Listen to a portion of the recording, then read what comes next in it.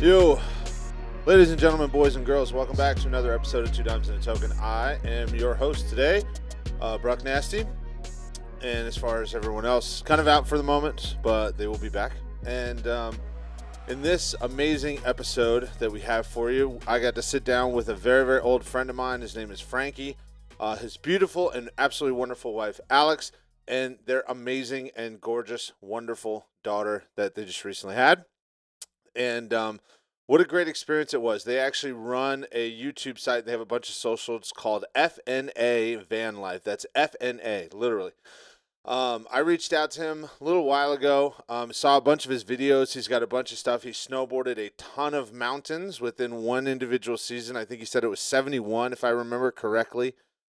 And it was such a great experience to kind of get inside of their lives because they've been living van life for the last several years. They've been all up and down from Canada all the way down to South America, and they've pretty much done everything that the rest of us has dreamt of our entire lives. So I got to give them a huge shout out. They're here in Tampa, or excuse me, they were here in St. Pete. We actually got to visit their place of establishment. They're now partners with. It's called Raining Berries, and it's in right on the downtown strip across from the Rays Stadium, Tropicana Field, as people know it. And we got to sit down. It's like a morning breakfast place almost type, but it's super healthy, like super a little bit new, that new generation style, right? They have amazing coffees. They had a really good scone and a bunch of other stuff. And I'm not a big morning bread person. Matter of fact, I said those exact words on the podcast. I'm usually my coffee and then give me 12 eggs. But like I said, it was an amazing experience. Got to see their business and got to see all the different people that came in and got to enjoy the new style of products that they offer. So that was absolutely incredible. I love that. And they tell us the origin and the path that they take in order to get into this van life. And it's, like I said, from step one all the way to the end. It's an amazing story. They have a beautiful story together. They tell us some wild and crazy experiences that they have while living on the road. They were going on the road during the COVID scenario. So it's a big up and down type story, and they have a lot of things to share. And one last thing before we get into it, because I want to make this quick. If you have a chance, please go and find them on socials, FNA Van Life. And they are just absolutely beautiful people. I had the fortunate opportunity for knowing Frankie when we were coming up through high school, and he was an awesome guy, and he really believed in like sharing love and really sharing happiness and just enjoying everybody all together. And I can't say enough great things about how special it was to be around his entire family that he's put together and that they found each other. And it was truly a blessing to be able to listen to their stories and really be a part of just kind of like this is funny for me saying it, the vibes that they give off while we're sitting there getting to know them. And even after the podcast, we had a chance to sit down and chat for a little bit. And like I said, if you have a chance, man, go follow them on socials. Just be a part of their community. They're really people that just like share love and share happiness throughout the world, and that's something I'm a huge advocate of. I believe in it. They are fantastic human beings, and they are one of the pioneers when it comes to this type of environment that I think we look for nowadays, is finding those people that help inspire and motivate and really like share that passion of love and caring for others. So be sure to go follow them on YouTube and all their social platforms. But before we get into the episode, we want to let you know that this podcast is brought to you by none other than Death Grip Wax. Death Grip Wax is a leading-edge, amazing mustache wax company. They have the best products on the market. They actually hit first, second, and third in 7 different categories at the National Beard and Mustache Competition. So they are the company for you. If you're trying to make your mustache look fantastic, you need to reach out to them right now. Become part of the brotherhood. With every single order, you get a nice little fantastic little regal bag. Looks like you're something from the 1800s. Very gentlemanlike. And you're going to take your face from a 6 to a 10. So before you do, you can actually hit the links below, and you can go to deathgripwax.com. Use the promo code all caps, 2 dimes and a token. Get 20% off your entire purchase. So be sure to check that out today. And I want to give one more shout out. to Mr. Levi and everybody a part of the Death Grip Brotherhood. You guys are amazing and absolutely incredible, and we appreciate you so much. Before we get into it, make sure you guys go hit the like and subscribe button on all of our socials as well, 2 Dimes and a Token. And then go follow us and subscribe to us on YouTube. We appreciate all the love and all the follows and everything that we can get. It is how we try to keep this thing alive. The more we can push this thing, the more we can reach out, spread across the world, and find more fantastic guests like the wonderful family that we have today of FNA Van Life. So without further ado, thank you guys so much, and please enjoy the amazing FNA Van Life.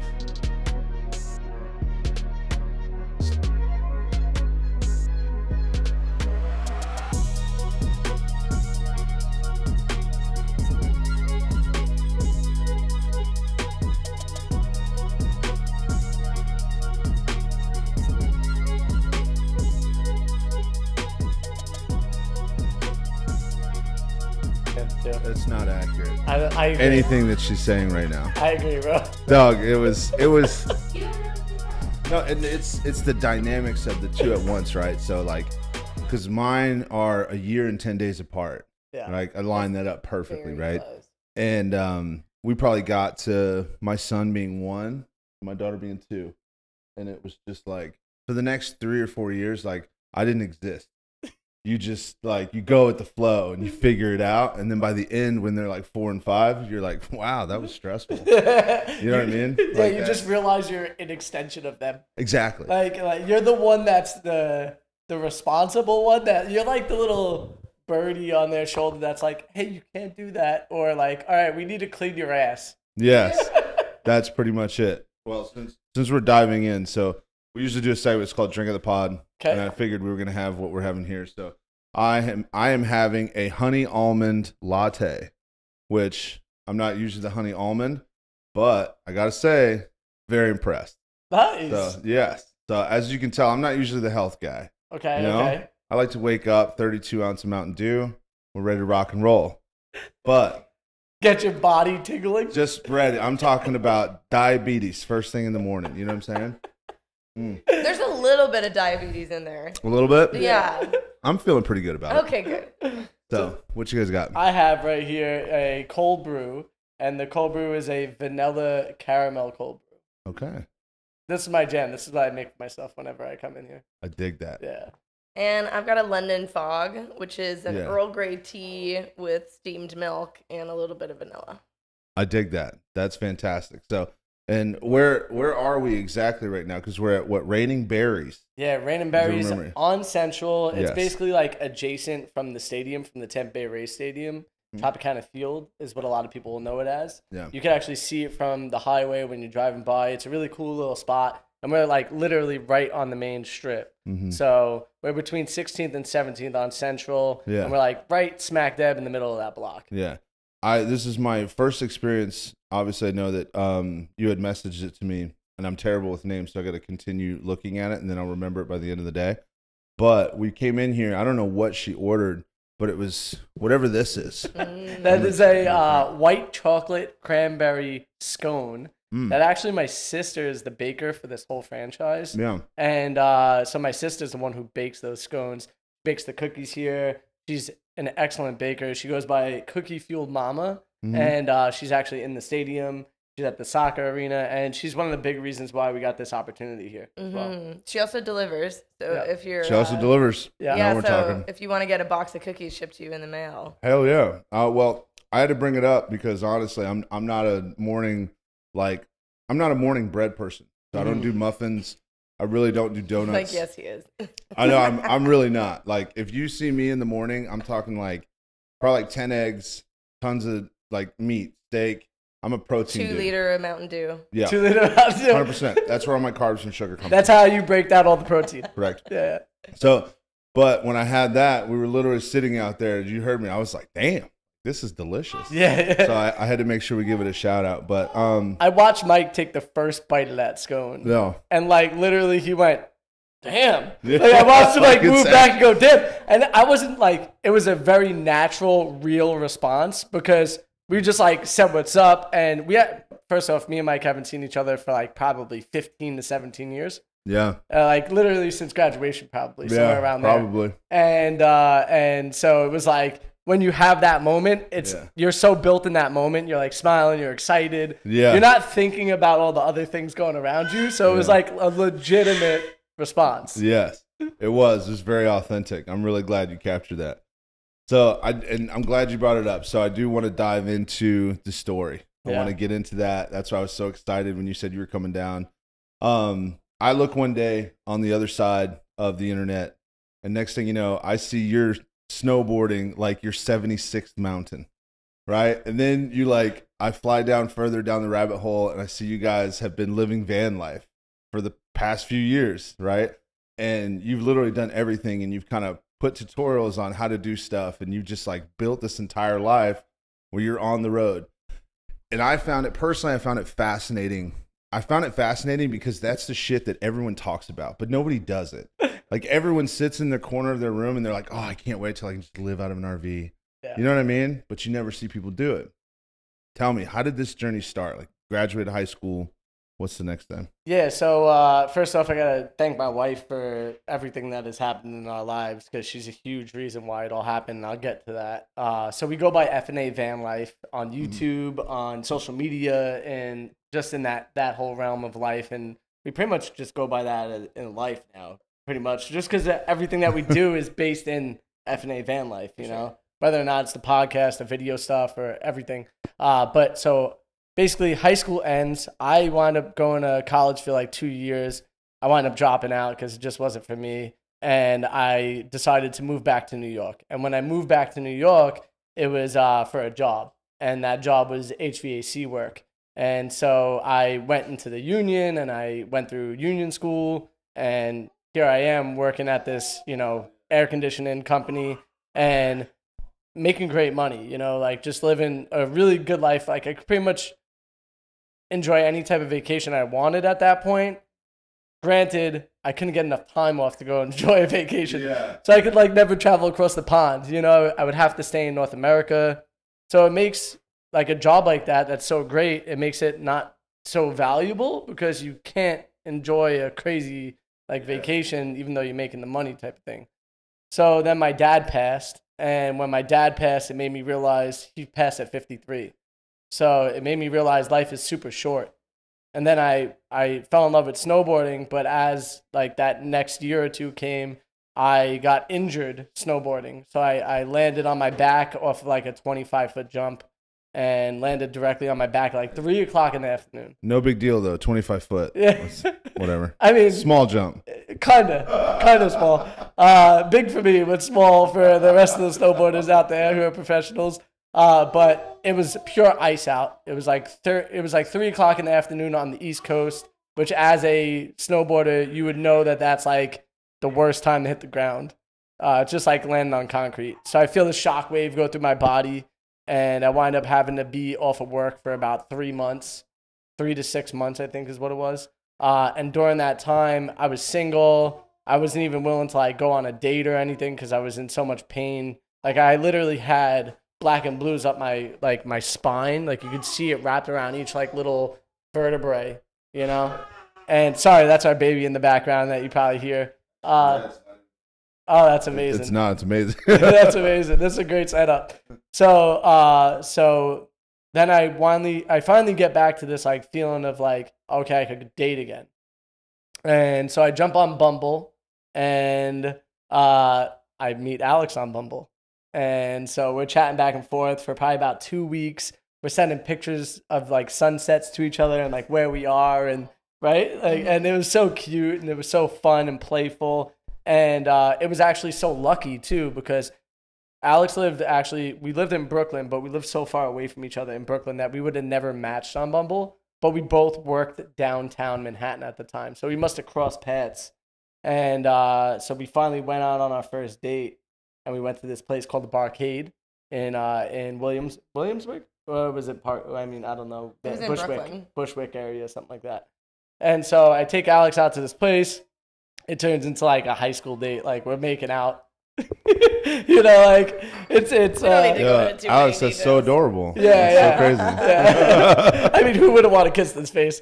And so we wind up hanging out for I don't know, 8 to 12 hours. It was supposed to be a 2-hour date. You know, but during this date, I tell Alex, like, don't get attached. I'm going to travel. And then at the same time, about like 6 hours into this date, I'm like, you know, you can actually like come along with me if you want.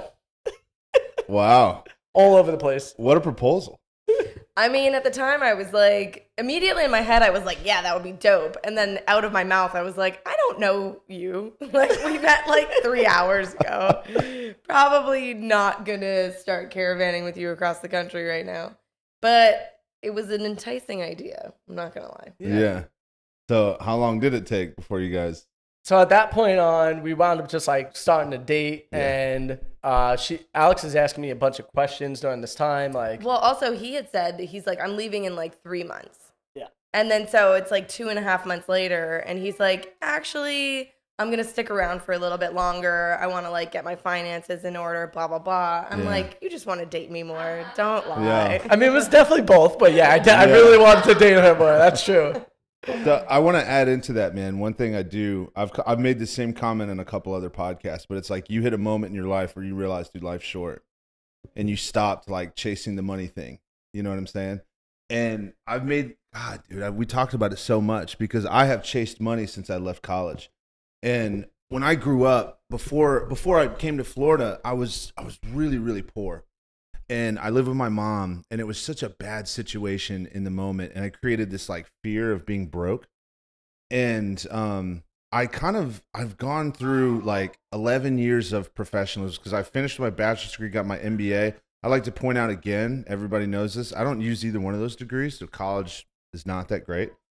But I mean, if you get an athletic scholarship like I did, please go do it because it made it pretty simple. But at the same time, like, I've looked back, especially before we started the pod and before we started all this stuff and like trying to build companies like we were talking about. Sometimes I get this moment like, bro, fucking wasted like 10 years working 80 hours a week.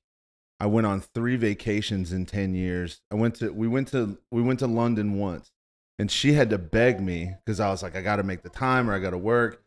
And doing this has opened my eyes so much. You are literally probably the 50th person that I've talked to. It's just like, had this recollection so early in life. Yeah, it's definitely a real recollection. I think a lot of us go through this, and I wouldn't go as far as to say that college is a waste of time, because for some people it actually is great. Like if you want to become a doctor or a nurse or a teacher, or even just like the experience. I think that goes without saying. To defend my point, I think the other end though, I think it's important where in our society, just my opinion, we push the monologue of go to school, get a degree. Yeah. I don't think you have to. No, you to don't. Be successful or to be happy and enjoy your life. I totally agree with that. Yeah. And I would go as far as to say the same thing. Like I grew up the same way as you. I grew up very poor. I grew up like the names that were on the board for Christmas, I was one of those names. I mean, I was one of those people that received those gifts, not names, but the gifts that were on the board. Yeah. Like that, I was lucky to have a Christmas because of school. You know, like I'm so thankful for that. You know. And as much as it wasn't noticeable for either one of us, you know, unless like people knew us closely, you know, they wouldn't necessarily know that, you know? Yeah, and so, you know, the thing that it takes me back to though, is that I had the same type of feeling as you in the sense of like, I had to hustle. I had to work. Back in high school, I literally had 3 jobs. Yeah. And like, so junior year, I didn't even play sports that year because all I was doing was working. I didn't know that. Yeah, all I was doing was working. I had literally 3 jobs. I was working at 2 restaurants. I was working at a boat jet ski rental, and I was also washing cars. Dog, that's so crazy. I was working at 2 restaurants, and I worked at Goodwill. Yeah, so, and at Goodwill, yeah. Yeah. What were you gonna say on that? I don't think it's a waste of time in terms of like obviously in America. So I'm Canadian is the other thing. So in Canada, college degrees aren't as expensive as they are in America, so you're not going into like tens of thousands of dollars of debt to get it. But just like the experience, the people that you meet growing up, I feel like, because it's the first time for me that I was like away from home. I was living, you know, with my friends. Like it's a very like transformative experience in terms of like taking care of yourself, and like it's like that in between phase of like you're not all the way grown up yet, but like, you know, but then you're having all these experiences that like turn you into a grown up, you know? And I did use my degree for a while. So like before we got on the road, I was an executive assistant in New York for 10 years. And so I climbed that corporate ladder. Wow. Yeah. And literally I was like at the top of where my profession could take me. In the executive assistant world, it's all about like who you support. So the higher the level the person that you support is, the plusher your carpet is what they say. Yeah. You know? So, yeah, it's very fancy. It can get very plush. Let's just say that. Yeah. And actually, so I was supporting somebody lower level. And every year when bonus time would come around, they'd be like, oh, the company's not doing so well and blah, blah, blah. So like, you know, we can only give you this amount of rate, you know, like 1%. It's a great spiel. You know, whatever. Yeah. And then I start supporting the top guy in the company. And the next year he gave me a 20% salary increase. All right. But the company's not doing that well. But the company's not doing well. Yeah, like you should be grateful for 1%. But so anyways, yeah, you have the perfect voice for that. That's awesome.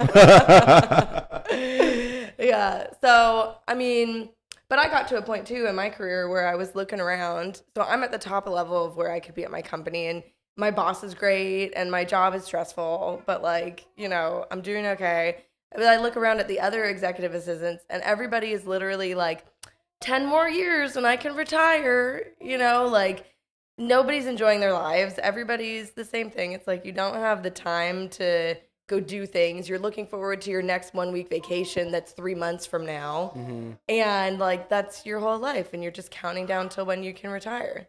Yeah.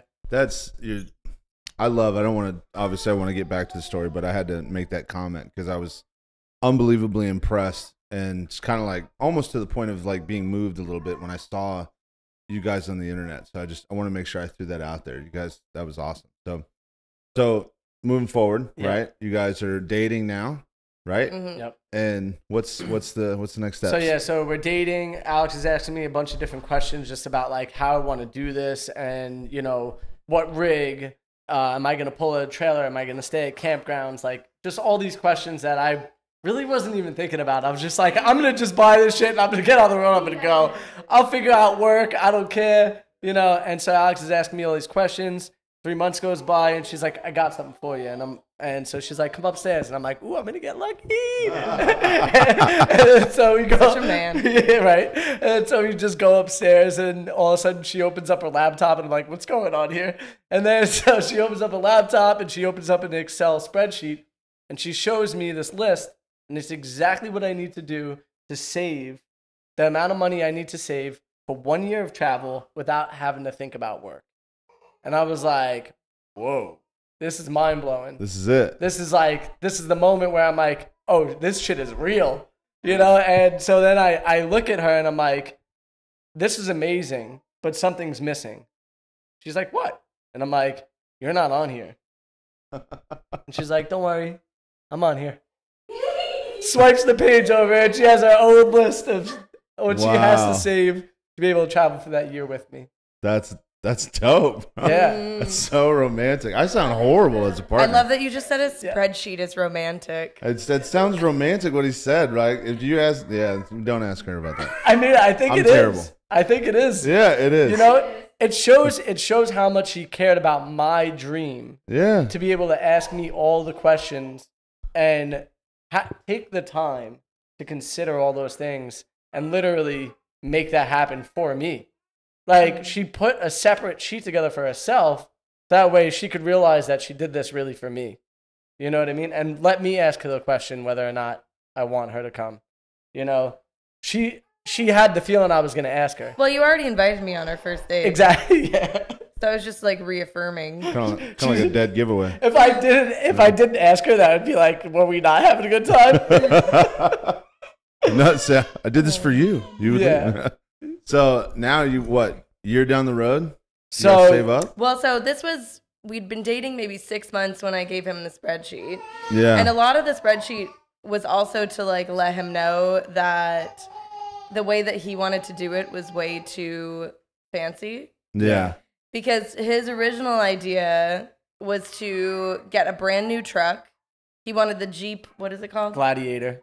Like he wanted and it was the first year that it was coming out. So it was like a brand new Jeep Gladiator truck. towing a brand new mini-mate trailer. Well, so here's the thing. I was so New York at this point. And it was like in New York, it's like about having the new car, the brand name, the nice stuff. Yeah. And so I was so into like having that when I hit the road. And I also knew that if I had something brand new, I wouldn't have to worry about like fixing it. So so I'm looking at all these things about like getting all the expensive stuff. So Alex brings me back to reality, makes me realize that that's not necessarily what I need to do this.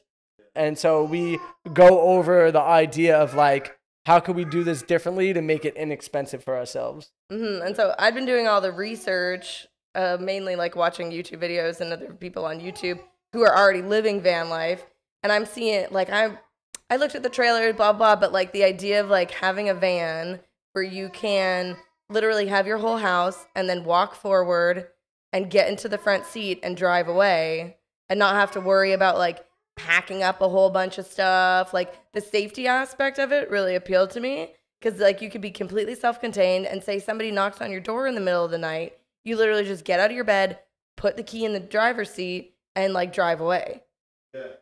So that really appealed to me. Yeah. So then I had to get Frank on board with the whole van thing. And so I have experience with mechanical stuff. So like, because I was an HVAC tech. Yeah. So we were just hoping that would transfer over to carpentry skills. Yeah. And I think that was the most intimidating part to me was like, I had to build basically like a whole entire house in a tiny space. Yeah. And we did go look at RVs at first, but the RVs in our price range were literally like smoking crack in them. I was gonna say like 1970s, everybody lived in it. That whole thing. Like the roof about to fall down. Yeah. That type of deal. The guy was like, I did all the electrics myself. And we're like, there's just wires hanging everywhere and like junk everywhere. And we're like, oh shit. Yeah. So what we quickly.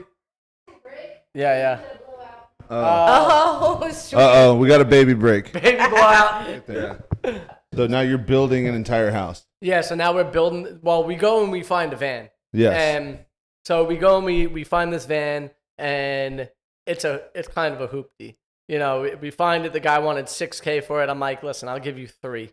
And he goes, all right, no problem. Get it out of here. Like I could fit 2 cars in that spot. So this guy was just about like flipping rigs. Yeah. So I was like, all right. By the way, I call everything rigs now. Yeah. Because of my lifestyle. So a car, I just call a rig at this point instead of a vehicle. I don't understand why everybody doesn't have some type of like living space when they drive, because it's great to be able to just step back and pee or take a crap or there you go. Or go grab a snack. Yeah. You get stuck in traffic, you don't got to worry about anything. So we go and we grab this van, we drive it back to Brooklyn, we find it in upstate New York, and we're like, all right, here it is. It's full of rust. We have to clean it out. We have to do all these things. So we put together a plan of how we want it built. At this time, there's like not that much shit on YouTube either. So like there's very limited amount of like people in this space that you could build a layout around what they've done. So it was a very basic build, very general build. So like a bed platform in the back that was pretty high up that we could fit bikes underneath. But meanwhile, we just wanted to bring our bikes with us. We didn't know how much we would use them. Built a whole electrical system, solar panels. We made it fully self-sufficient so we could just like travel and not only have to get gas and water. Those are the only things and propane were the things that we would have to get while we were on the road. This process took about 6 months to do, and I was still working full-time. So was Alex. That way we could still save as much money as we could. So basically you're kind of finding like nights and weekends. Yeah. To put this thing together. Yeah, nights when I'm not working overtime and weekends when I'm not working overtime. Wow. So at a certain point, I had to give up the overtime. Once I had the amount of money saved that I wanted to have saved, I was like, all right, screw it. I could just like work on this now. And which was tough on my job. Like my job always wanted me to work overtime. They were always looking for guys because it was just so much work. I worked for like the 3rd largest AC company in New York City and like really prestigious projects and stuff. And so, high-end clientele, if something happens, they want you there 10 minutes later to fix it. So that was tough for the job. They had enough guys, though, to be able to take care of it. But I could definitely feel there was a tension building, Yeah, I know that. That sucks. Yeah. So the cool part is Alex knew that one of my goals in life was to snowboard as many mountains in my lifetime as possible.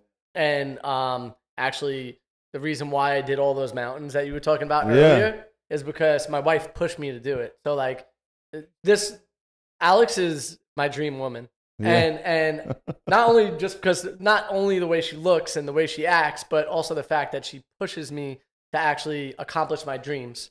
So if I have an idea of something that I want to do, she starts pushing me towards it. She's like, yo, you need to make this happen. Yeah. And she's like, she just keeps giving me all the tools that I need, or showing me that I have the tools that I need to get it done. You know what I'm saying? So one thing that she did for me was put together a list of every single mountain that was on both of the passes that I had. I had an Epic Pass and an Icon Pass. They give you access to, at the time, 83 mountains in North America. And so my goal was to snowboard every single one in North America. Yeah.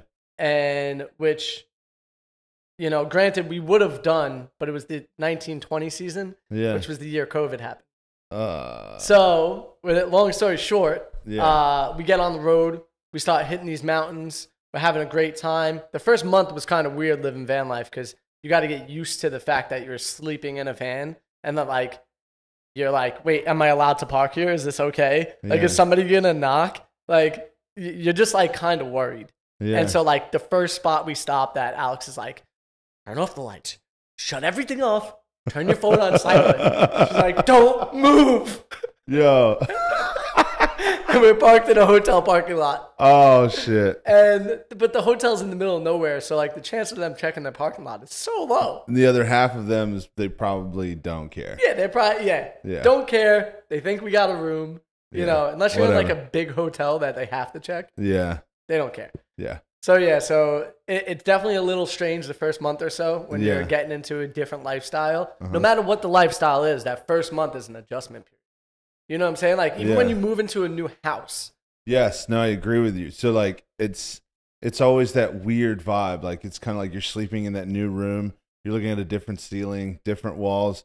But imagine, put yourself in your shoes. Now, those walls are literally here. Tighter. Yeah. It's closer. It's like, damn. And not to mention, your location changes every night. Yes. And you can see it. Yeah. So, it's like, damn.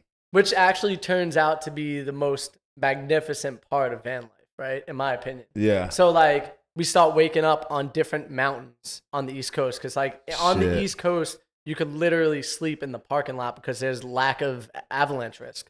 So like you don't have to worry about necessarily like an avalanche coming into the parking lot and smothering your van. Where on the West Coast you have to worry about that. So it's like so you can't sleep in the parking lot in like a West Coast mountain if it's like in a canyon. Wow. Yeah. It's something you don't really think about if you don't do that type of stuff, right? Yeah. So East Coast, we're waking up at a different mountain every single day. I'm snowboarding 3 or 4 mountains a day in some cases. Like I'm just like, we're going at it. Alex basically becomes like my stage mom. And she's like just cooking for me and making sure I have energy drinks or something to keep me driving, keep me going. Yeah. Because we started late in the season. Yeah. And so now I'm on this path to snowboard the most mountains by anybody ever in a single season.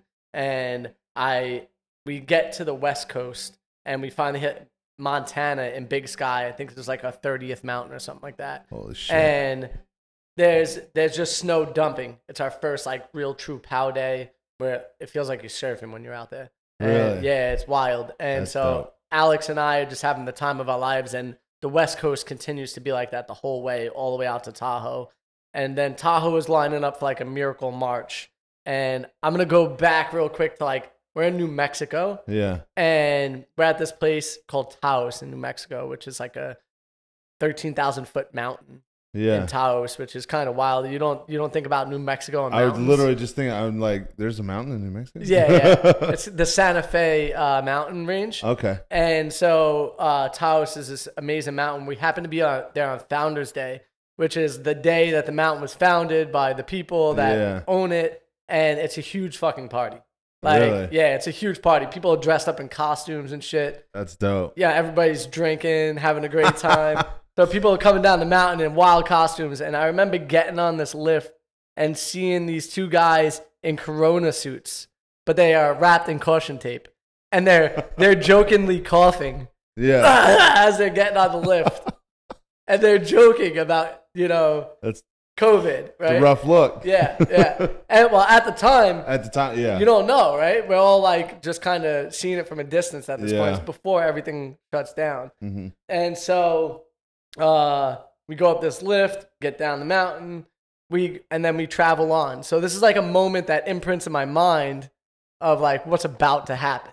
Yeah. You know what I'm saying? So next thing you know, we're in Tahoe. We're enjoying our time in Tahoe. We're at a friend's house, camped out in the van because it's kind of a hard place to park in the middle of the winter. Yeah. Because a lot of the places where you could park for free is shut down because of, once again, snow. Snow covers the road. They don't plow those areas. Mm-hmm. And so, sure enough, COVID becomes like a real fucking thing. Yeah. It just shuts fucking everything down. Yeah. Every mountain gets closed down. Really? And so I'm sitting at this place. I just met Sean White like weeks before this, telling him that I'm going to snowboard every mountain in North America. And he reposts my story on Instagram. And I'm like, there's nothing stopping me now. I'm jacked up. I'm going jazzed. now. I'm going. I'm ready to go. And the border's fucking closed. And I knew at that point that this wasn't going to happen. Yeah. So I wound up making it to 71 mountains in a single season. Jesus. Which is mind-blowing. It's mind-blowing to me today. That's beyond mind-blowing. Yeah. Like, that's insane. And think about it. I think people sometimes you hear that and you don't understand how much that really is. Yeah. Because, dude, you're talking about 71 mountains. Yes. Like travel, everything. Most people that snowboard don't get 71 days in a single year. They're lucky if they get 20 days in a single season, and that's like a decent season. Wow. If you're like in Colorado, you're aiming for like 100 days, right? Yeah. But they're normally snowboarding basically the same couple of mountains, right? Yeah. So 71 mountains, most people won't do in their lifetime. My God. Yeah. That's insane, bro. Yeah, when I told Sean White about it, he was like, what the hell? Like, I caught him by surprise. You know what I mean? Which is kind of wild because he has snowboarded a lot of different mountains. I was going to say, it's Sean White. Like, that's different. So yeah, it's a mind-blowing number that you can't fathom until you either try it or you understand what it is. Yeah, dude. Yeah. So thinking about all those different mountains, man, give me one particular one that stood out to you, whether it be you stood at the top, the view, the mindset, just the vibe. What was the one that you'd say if you could go back right now that you would do again? All right, so this is a great question. I love it. It's really difficult because they're all so different. Yeah. Montana Big Sky has a huge place in my heart. Yeah. For a few reasons. One, it was the first epic POW day that we had. Second, I met some random dude, this guy Mike on the lift that was like the accountant there. And funny enough, Mike, There you go. And so we're going up this lift together, and I'm telling him like my story because I always ask people like, "What's your story?" So he tells me his story, and then they normally proceed to ask you your story, And so when that happened, I was basically like, "Yeah, man, I'm just traveling." Like the story I'm basically telling you guys right now, and he turns and basically says, like, yo, I want to hear more about this. Like, I'm interested. And I said, well, if you want to hear more about this, I want to go on a hike. And so if you take me on a hike up that ridge up there, which is like a wild hike, for my first time ever, I'll keep telling you about how to do this for yourself. And he was like, all right, deal. So he takes me snowboarding on other parts of the mountain that are like really difficult to see if I can keep up, to see if I could even go to this area. So he did his due diligence, making sure that I was good. Made sure you were about that life. Yeah, exactly. Yeah. And so he realized, all right, this kid's for real. So we go on this hike, and it's on this ridge line, and like legitimately, it feels like you're just gonna fall down, and like straight down the mountain. Like there's rocks underneath you. There's chutes that just like it's rocks and then like a skinny chute to where you could go down. It's like when you see those videos of the goats climbing the side of a mountain. That you were there. Yes, that's what it feels like. Wow. I am not one of those goats. I'll tell you that much. No. I am not as good of a climber as that. But yeah, so basically I get up to this spot. It's called Three Forks. If you have a look on the map, you could see each fork, and this is the third fork on the map. And so I drop into the chute, and it was the craziest experience. Like it just like was an unbelievable, like, I don't know how to explain it, but I felt it was like an out of body experience. It's like the euphoria and the ecstasy of the moment. It's just like nothing will ever match this. Yeah, it's why I snowboard. Yeah. You know what I mean? God, man. So tell me, lay out a setting for everybody that's listening and watching right now, man. Like what is it like? You're standing at the top of this mountain, sun's coming up, like lay out the view. So this is kind of like midday. It's kind of gray out actually because it's been snowing a lot, and we're about to get like another 4 or 5 feet of snow the next couple days. And so as we're walking this ridge, there was like a few parts where you could see the sun poke out, and it just kind of brightens up the walkway and the chutes that you're looking at to go down. As we're walking this trail, you see like just these big kind of orangish rocks sticking out of the mountain. Like poking out in different spots is like some gravel, like where it kind of gets a little bit shaky stepping. But as long as you stay in the footsteps of the people that have hiked it, you're in a really good spot. Nice. And so, but you're like legit when you're up on a spot like this, you could see everything around you. Like you could see the towns below, you could see everything. You could see the rivers that are around you. Like it's pretty magnificent. Yeah, it's like basically like that view that you see that people have on a picture on their wall in their office, where it's like a giant town below, the lights are on and all that stuff. Yeah, but it's like the real life version.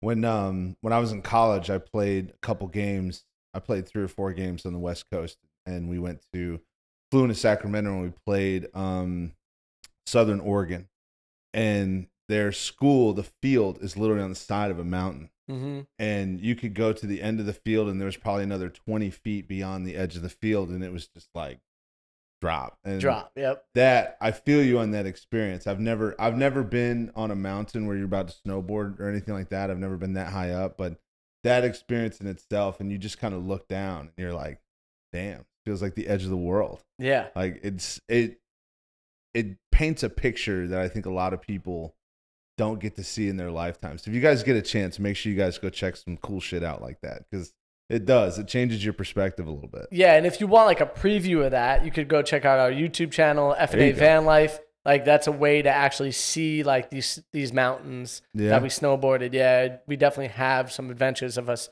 snowboarding. Nice. It won't be like all about that. It'll be about like our life and our travel, but then you'll have those highlights in there. So it's gonna show you some really epic shit. That's dope. And like I think we should get Alex back in, because she's experienced a lot of these with me as like a first time snowboarder. Really? And, yeah, because I taught her the season before we left. Nice. How to snowboard. So she got to experience some of these views and these things as a first timer. Let's do it. Yeah. Let me get her back in. Grab one through the snowboarding adventure in the mountains. Yeah. Oh, well, that was all him anyway. Well, no, it wasn't. You snowboarded 40 of them. I did, and it was my second season ever. Wow. So I was not a pro snowboarder when we started, and didn't really even care for it. You did that. Damn. Yeah. Okay. Yeah. But so the deal was that we would spend the first half of the year snowboarding, and then the second half of the year we would be in Mexico and Central America. And so that portion of the journey was mine. So I was like, all right, we'll do the snowboarding stuff. And I mean, it was fun, and we had a good time. I'm not going to lie about that. But by the end of it, it was definitely really exhausting. Yeah. But then you guys got cut short going into, you got stuck in COVID. Walk me through that. What was that experience like? Because like you said, this is your second season, you're getting into it, but now you're part of the trip's coming up. Now you can't move. Yeah. Like, what are you doing? So we were in Tahoe at the time, and we had been staying at this guy's house who we had met a couple times throughout the journey. And I don't know if we want to go into like the whole spiel of this, but it got really weird. It did. So like the whole world's turning kind of weird. I would love to hear the weird. It got more weird than just COVID. Yeah. Say that much. So we get there, and dude was into some wild stuff. Well, I hope not.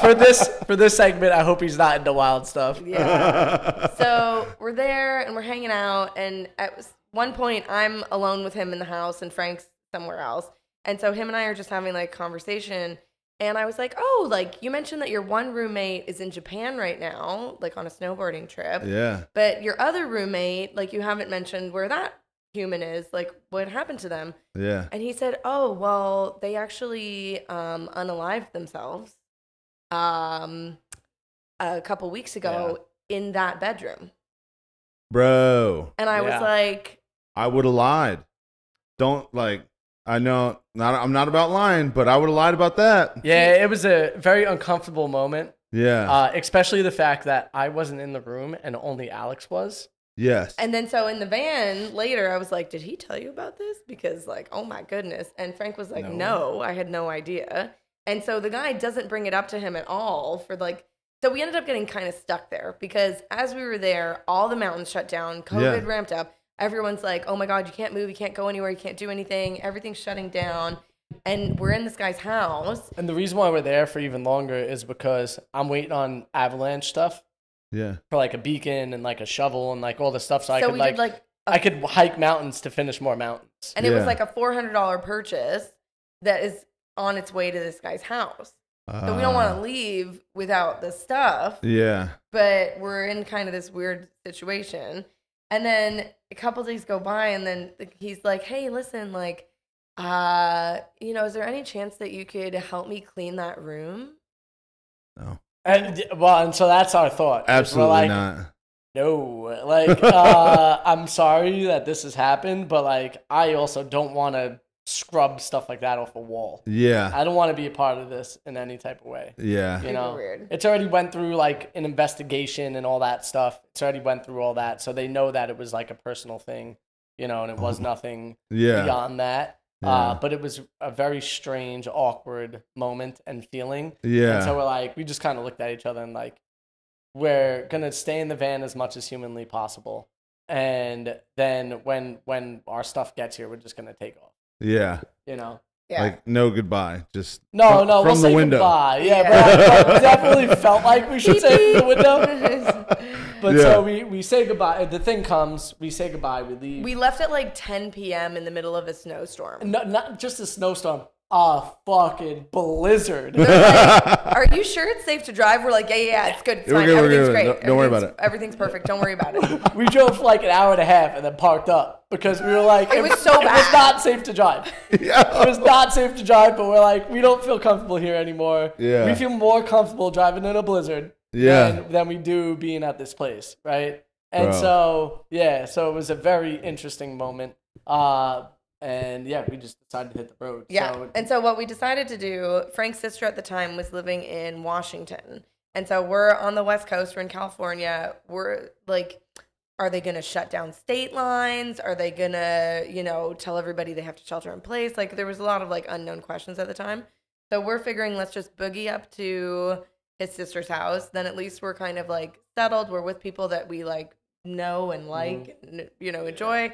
And then we'll just like see what happens. So we drove to Washington. We like got there. It was so weird. We like didn't hug anybody. We're like, we're just going to go shower and like disinfect and like, cause you don't know what's what. Yeah. Yeah. It was so weird being in Florida, man. It was the opposite. Yeah. We, ironically, we got married during COVID. Like Congratulations. we did. We had a barbecue with 50 people in my backyard. Yeah. Everybody ate the food together. All held hands, everything.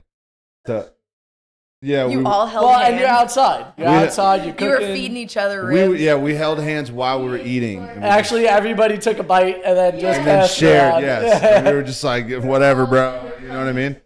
But that was a great time. But we hear that. What was it like in Washington though? Was it? So Washington's the complete opposite. I thought it was going to be and it's also like the epicenter of the United States at this point of like where COVID is. Really? Right? Yeah, because you got to think it came from Japan, China, that area. That's and then connection you point. fly to Seattle, you fly into Washington State, and then so the spread kind of starts there and makes its way east. As that's going on. So Seattle is basically goes into lockdown. Wow. And so we're like, all right, we'll just be with my sister and her husband, and we'll do our due diligence, be cautious, try to do the right thing. At that time, because we're just unaware of what's going on. Mm-hmm. We're travelers. Like, we just want to be on the road. Yeah. But during that also, time, so we had already been making YouTube videos and things like that. Yeah. And we started getting a lot of really hateful comments on our YouTube channel. We made a video that was like... Well, even before that. Yeah, so true. because our videos were a little bit delayed in time, right? So, like, we're traveling, we record something... And then a couple weeks later, so you get people that are really butthurt and they think that you're going out. They think we're still snowboarding these mountains and all this stuff. And so we not wearing masks because we're on a mountain. COVID's not even really like a thing where everything shuts down. Right. And so we had started putting like recorded on, and then we would put the date so that people would know that like these things were recorded before everything happened. But we were getting comments from people that were basically like death threats, like, oh, like we hope that you die and you're the reason that this is spreading, and you know, like really mean. And then we made a funny video that was like, fuck COVID, we're going to Mexico. And we literally, it was all filmed in the front yard. He's like, okay, start the car. And then he's pretending to drive. And then we're like, all right. It was funny. We got to the border, and his 1-year-old niece is standing on a table, and we like hand her our passports. And I'm like, are we good? And she's like, ah! So like clearly we didn't go to Mexico. I like put on my bikini. I'm laying in the grass, and he's like hosing me down. The sprinklers. Like it was a farce. Right? But then I guess the thumbnail and the title, it was meant to be like, you know, it made people think that we actually, like, if you didn't watch the video, you thought that we actually said fuck COVID and we're in Mexico now. Yeah. You know what I mean? So we got a lot people of were literally comments. just writing hateful shit without watching the video. And it was funny because I think I posted it on like Facebook or something like that. And Facebook, literally, there was people defending us on the people that were just like being hateful. And there were random people defending us because they're like, you didn't watch the video. So like literally all I would type to people is like, you didn't watch the video. You didn't watch the video. So it was like that realization moment for me that when I realized how many people read headlines and don't read the article. Yeah. Or read a headline or a title and don't watch the video. The ignorance of jumping in with an opinion without actually being knowledgeable in the subject. Correct. Yes. Same thing. Yeah. It was huge. That was huge in that moment, and it became even worse and more relevant the further we got into this whole experience. Right. Yeah. Mm-hmm. So the one great thing for us that came out of it was, well, actually there was several great things that came out of it for us, but one of the great things is we created FNA Van Life. Yeah. So previous to this, we didn't have FNA Van Life. We were both making separate videos on YouTube about our lifestyle. I don't know if you on mentioned different this, channels. but before we even met each other, we both had our own YouTube channels. Yeah. Really? Yes. Yeah. So I was the hungry health coach, and I was doing like healthy food and like recipes and things like that. Like lifestyle, healthy stuff. Yeah. And Frank was doing like snowboarding. Attaboy. With a hike here or there. With a hike here. So that was something that kind of clicked between both of us when we started dating, was that like we had already had this passion for this. Because I feel like when you start a YouTube channel, people in your life are kind of like, oh, that's weird. Yeah. Like, oh. Well, and it's not even that it's weird. They just kind of like, even my sister still does it today. I'll be like, oh, you got to watch this video, whatever. Like, because we're so excited about it. You know what I mean? Yeah. And she'll kind of like roll her eyes or something like that. Whatever. But meanwhile, there's over 35,000 people that are subscribed to the channel and watching the videos and so on and so forth. But like the people closest to you don't necessarily get it. That's one thing I noticed. You're right, because it's a unique type thing especially when you guys started, because it was way before. After COVID is when the world was like, bro, I can go on YouTube. Mm-hmm. Yeah. Right? It was like probably 12 million new like YouTube creators, whatever, started at least. But before that, it was like you just kind of watched it, and it never really dawned on you like that could be you. Right. Yeah. So I mean, I understand it. And then when we kind of came up with the idea for it, it was weird to my family. Mm-hmm. And even now, like, because we're very different style. Like, we're podcasters, or we'd like to find people's journeys, or we like to talk about specific subjects, and we have like no limits here, right? So that's the idea. Mm-hmm. But when I tell my parents about it, or I tell like my family about it, oh, that's cool. And that's as far as it goes. That's it, yeah. Right? But to me, in my brain, I'm like, bro, this is fucking fascinating. Yeah. I said, do you realize the other like lives these people have lived? I could sit here for 12 days straight and just listen. Well, what I think is cool about the podcast and just this idea, this aspect of it, is like you're getting an opportunity to travel through somebody else's experiences in your mind. You get to formulate your own ideas of what they've done and paint a picture, of what's going on Yes. You know, and I think that's a beautiful thing. And that's something that we realized also during travel.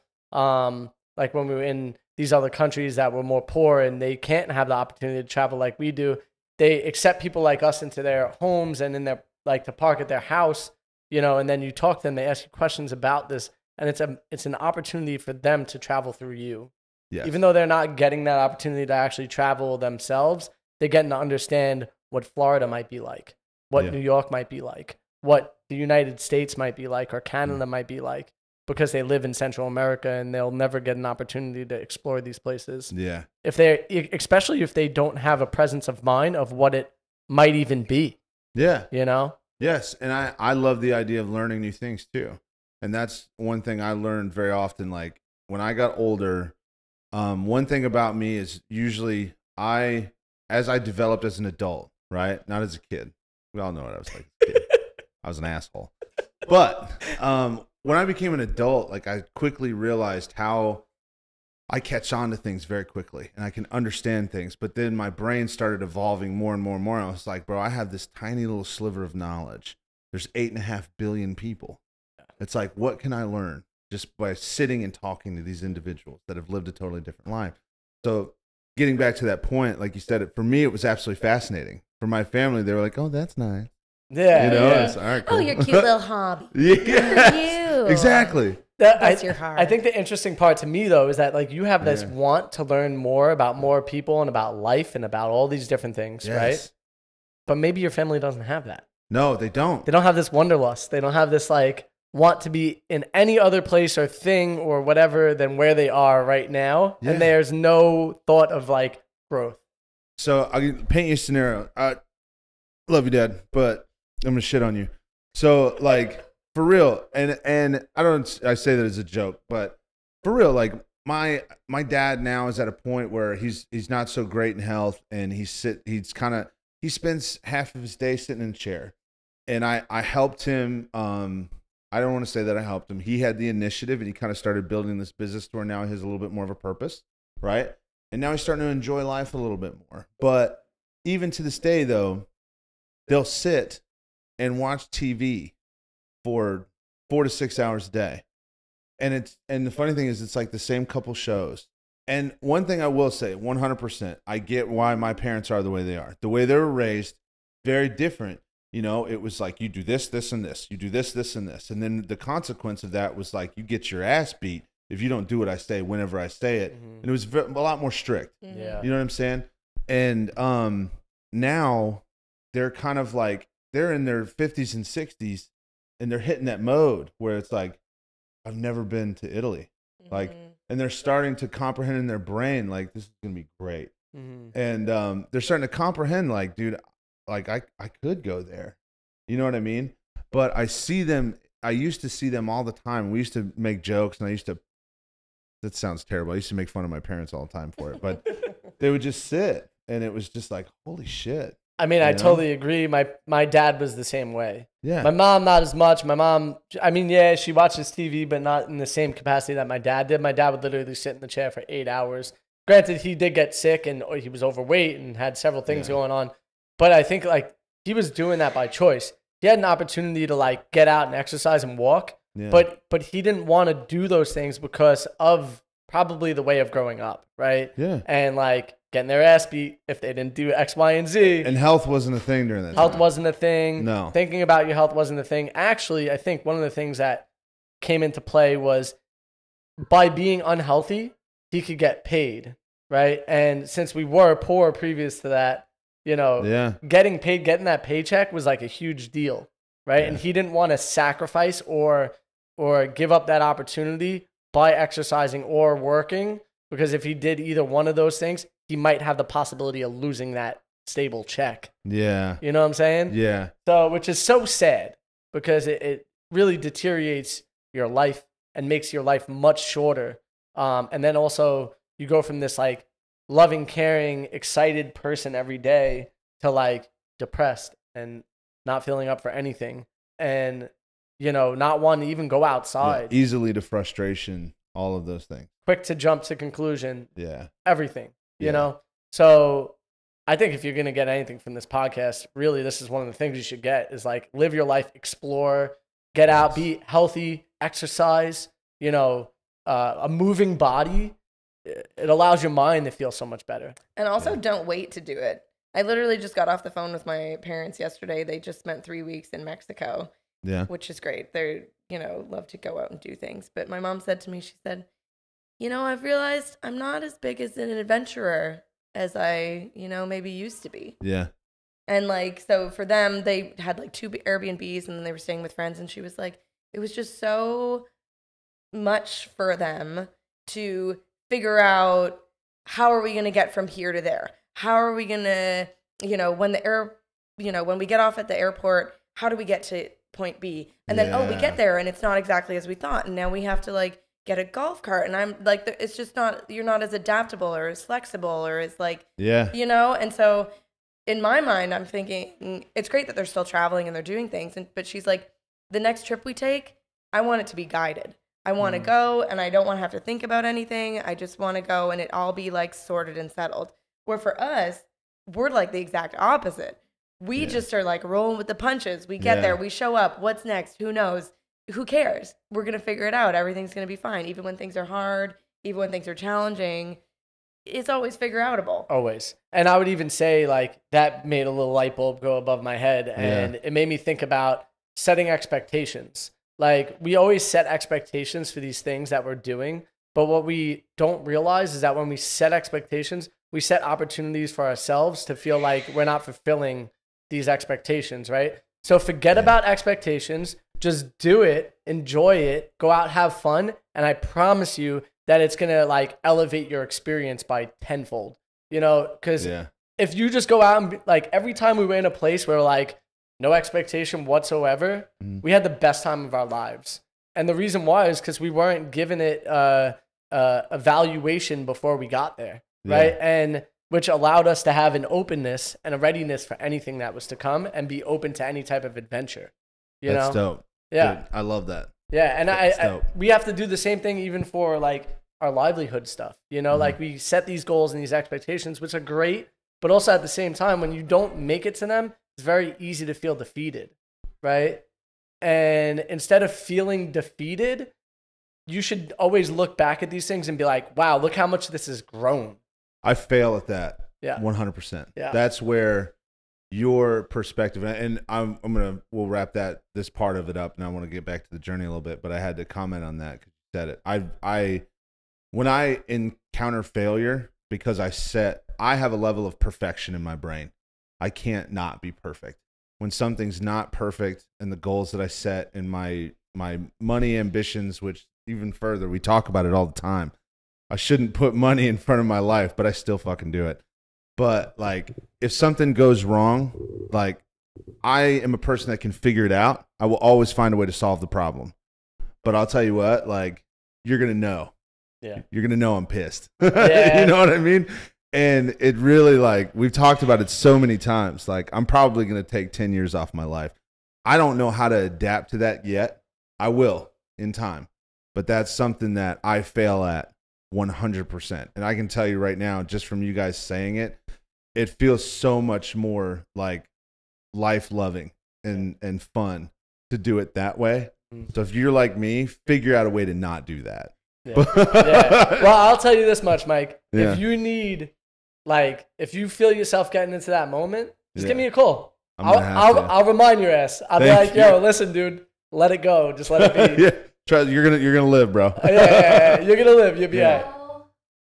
Yeah, right? Yes. Yeah. The other thing that I'll say, someone said this to me this year. We have a group of YouTube creators that we meet with every week, which is really powerful. Super helpful. Yeah. It's like a private call, and we just all talk about things that are going good, things that are going. It's kind of like a mentoring group kind of thing. And so at the beginning of the year, we were talking about, like everyone's at different stages, right? So some of the people in the group are doing very well, and then other people in the group are not, And so we're all at different stages of our journey. But the thing that really stuck home for me is that they said, no matter where you are in this journey, you made it another year. Like, whether you hit that money goal or not, whatever it is, you made it another year doing what you wanted, doing what you love, you know? And that for me was like, shit, because I do the same thing. Like, I'm like, oh, we didn't make enough money this year. Oh, we didn't hit our goal. Oh, blah, blah, blah. We didn't have, you know, the skyrocket success that blah, blah, blah. But you know what we did do? We got to live our lives the way that we wanted to live our lives. We got to spend another year not clocking in at, you know, 9 a.m. every day. We got to travel to 10 different countries. We got to do all these things. We got to buy into a business. Like, we made enough money, we bought into a business. You know what I mean? Like, this is the... And, like, yeah, we're not, you know, we don't have 1 million subscribers and our videos aren't getting 500,000 views a week and blah, blah, blah, blah. Yeah. But, like, we did it. Yeah. Yeah. And to be honest, like, you've generated an interest, but you've done it. I feel like you've done it in a very authentic way, and you did it, the cliche, you guys did it your way. Yeah. And I thought that was awesome when I saw it, which is, again, why I called you so many times. But I want to get back into this. So you guys are basically, you're in Washington, right? When is the first opportunity you guys have to leave? Yeah, so we're at my sister's house for about 50 days. We helped her with her business endeavor with Cookie Fuel Mama. Nice. And so 50 days goes by. Alex and I are looking at a way to get out. Antsy. So the first phase of like opening back up is starting to happen in the states that are like way more locked down than say Florida, right? Florida's the exception. Florida's the exception, yeah. and so we decide that we're gonna try woofing, which is like this program where you could go work at a place. They give you like room and board and feed you as long as you do work on their farm. And so it's like 5 to 6 hours of work a day for 5 days a week, and then they room and board. We didn't need the room and board. We just we did. Board means the board. Food. Oh, sorry. We need the board, not the room. Excuse me. Yeah, we need the board, not the room. And the food was very good. The food was very good. So we ended up on this like small little homestead. It was a husband and wife and their 4 kids. Which is something we wanted to experience anyway, because we knew one day we might have some type of homestead. So we're like, all right, let's try this. We went to live there, and we committed to a month, and it was hard work. Hard as fuck. Hard work. Hard as fuck. But we worked our asses off while still making the videos. And on top of that, I swear I built them so many different things. We were very useful to them. It allowed me to like bring up my carpentry skills as well as we were at the spot, you know, doing this. Mm-hmm. And it was a great opportunity for us to learn. Yeah. But then also through that, we got the weekends off. So we're at the farm Monday to Friday, and then Friday night we kick off. And so for us, this was kind of like okay, let's test the waters and see what it feels like to be like off grid again, to be out exploring again. And how will people react to us being like just out there? You know what I mean? And how will our YouTube community react as well? Because like I said, we've been getting all these like hateful, hurtful comments. So now we're putting out videos again where we're like exploring a little bit, traveling a little bit, like what are people going to say? And the response was overwhelmingly positive. Like there was still those couple of like haters, but like generally, I think at that point in time, people were like, I wish that I could be traveling. So they want to watch people travel at least. Yeah. You know, so now our YouTube channel starts like really growing at this point. And we'd also rebranded to FNA Van Life, so it made a bit more sense. Instead of working on my channel and he working on his channel, we were working on the channel together as one. Yeah. I would say for the first month and a half, we were exploring, like after we left this farm, we were exploring without even seeing people. Like we were going to state and national parks. They were wide open. They were closed, but the gates were open. Yep. Wow. So we could park at them. Like, nobody bother us. Yeah, and so we basically would have these state or national parks to ourselves and get to explore these places with nobody there. That's insane. Yeah, it was wild. That is cool. I mean, I don't know if that was not legal or legal or whatever. Can't come at us now. But statute of limitations. It was extremely amazing. Yeah. Especially now that on the road, like everybody's doing that. So these places are packed. They're expensive to go to now, and so on and so forth. You could film in national parks at that time where you can't anymore without getting a waiver in some type of way. Yeah, it's wild.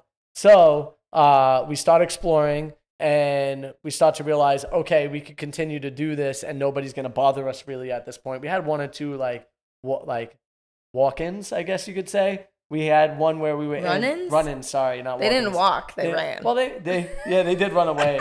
Yeah. So, and I'll give you one of them. It's Alex's birthday. We're parked outside of Mount Hood. You could see Mount Hood in the distance. We're like on this like river bed. We're parked like kind of in the middle of it where we could see the river and we could see the mountain in the distance on this beautiful running river. And this guy drives by and stops. And I'm in my underwear. We just got done watching like a Netflix movie. And like Netflix and chill. Yeah, exactly. And it's Alex's birthday, you know. So and so sure enough, dude walks up to the back of the van, takes a picture of our license plate, doesn't realize that we're in there. I'm looking out the back window, and he takes this picture, and I'm like, "Hey, excuse me, like hello?" What's up? And he's like, he's like, "Fuck you!" Like, loud. Yeah. Sticks his finger up. Fuck you. And I'm like, "Fuck me, fuck you. What do you mean?" Yeah. So I'm in my underwear. Yeah. I get out of the fucking front seat. I get out of the driver's seat. I step out. I say, "Excuse me, sir. What's the problem?" Yeah. And I'm in my underwear, so this guy's fucking nuts, probably. And That's hilarious. yeah, so I look at the dude and I'm like, "What's going on, man?" And he's like, "You fucking people come here and bring COVID with you and blah blah blah," and like starts going off. And I'm like, "Excuse me, sir, can you just like ask me where I'm coming from and what's going on in my life? I live out of this vehicle full time. I haven't been around people for about a month right now. Like, if anything, you're bringing COVID to me. I'm not bringing it to you." Yeah. And I said, he's like, I say all this, and he kind of like, see him let his guard down, you know? And he goes, "Oh man, I'm so sorry." He goes, "I just been watching the news." And I said, "Stop watching the fucking news. Like, get off that shit." You know, like, and when you approach people, before you make an assumption, Because of our Florida license plate. ask them questions. Yeah. You know, what's going on with you in your life? Keep your distance while you do it. You don't have to be in my mouth. Yeah. You know, like we could have a distance conversation. Good. You know? And so sure enough, he winds up saying to me, like, "I'm so sorry. Like, God bless you. I hope that like everything works on your journey," and gets in his car and leaves. So it went from this like moment of frustration. Yeah. He's going to call the cops. He's gonna call the cops. So now all of a sudden he's saying, "Jesus bless you." To completely defused and wishing us the best. Frank's really good at that, though. I'll say. I mean, Yeah. it's the accent. That's what it is. Right. Immediately you're just like, wow, he's awesome. Sorry, I didn't realize. I'll stop. Yeah. I appreciate that. But not really, really what it was about was like getting him to understand Yeah. that he was coming in with his own opinion, Yeah. with his own feeling, with his own shit. Yeah. You know? And I say shit because like he was so influenced by what was going on TV that he didn't remember to try to have human connection before jumping to his conclusion, right? Yeah. So like, you know, it goes back to like almost like the I don't know how to, I'm gonna say it wrong. The law system that we have, right? Yes. Judicial system that we have. It's innocent until proven guilty. That has changed, right? Yeah. Over time. And so like that's why you're supposed to ask questions with people, and then you could formulate your conclusion, your opinion, your, you know, how you feel after you've already asked these questions, right? Then you could say, "Oh, you fucking bring COVID," if you want, you know, but like at least like have this conversation or something. Exactly. It's all it is gathering the proper information. Correct. So again, it goes back to the same thing. I've said it in probably like 30 podcasts now. It's like making an ignorant statement without the knowledge of the subject. Yeah. People do it constantly. It All the never time. ends. But so now after the farm, right? The one thing, which I want to ask, I'm going to ask you later, but there was a couple videos I thought were hilarious on your guys' channel. But so what year is it at this point in time where you guys are at the farm? Hold on, can we just take one pause? Oh, I think that the baby might need poop. What do you need? Oh, okay. Oh, Dad.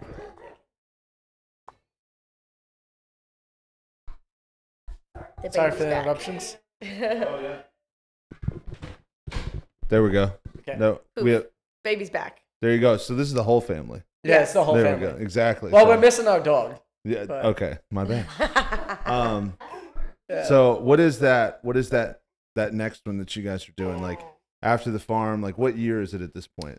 So 2021 or still 2020? It's still 2020. 2020. Yeah. So let's kind of like fast forward. We'll be here for 4 years, Yeah. recounting the story. Quite literally. So we're traveling. We're enjoying the West Coast mostly. We're meeting a lot of other van lifers who are still traveling. We go to our first van life event, which was really cool. Mm-hmm. We're kind of like building, we have so many friends from that first year of traveling that we still hang out with and talk to today. Yeah. And at the end of that year, which was, we were only supposed to travel for 1 year, if you remember the spreadsheet. Yes. We I only do. had enough money to travel for 1 year.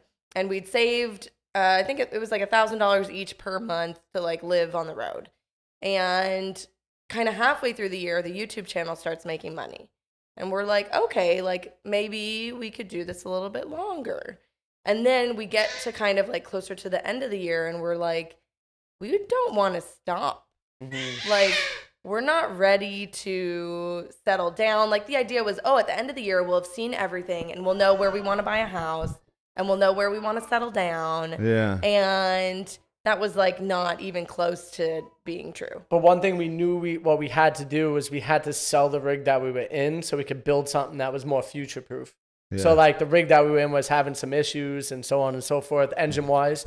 And it was either rebuild the engine or sell that and build the new rig. And now the lifestyle has become more popular, whatever we put in the, what was going on with the vehicle on the site that we were selling it on, the potential problems that it had. Yeah. And so we sold it for a really cheap price, But considering. for us, we still had a still a pretty profit. good come up. Yeah. Yeah. Because we bought everything before van life exploded. Yeah.